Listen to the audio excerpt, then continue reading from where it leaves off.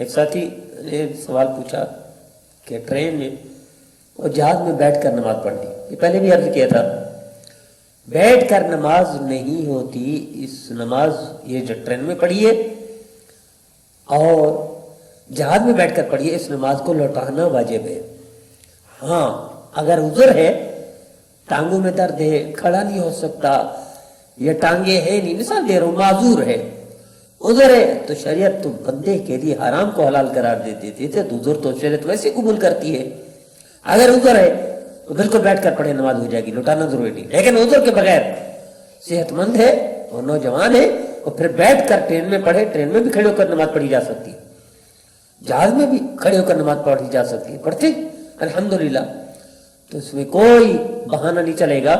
کہ جناب یہ ٹرین ہلتی ہے اور جہاز تو ٹرین کی طرح ہلتا ہی نہیں، اس کو پتہ ہی نہیں چلتا۔ جہاز میں تو چائے رکھی ہوئی، اس کو تو کچھ نہیں ہوتا، پانی کا گلاس رکھا ہوا کچھ نہیں ہوتا، تو جہاز میں کیا خوف ہوتا ہے؟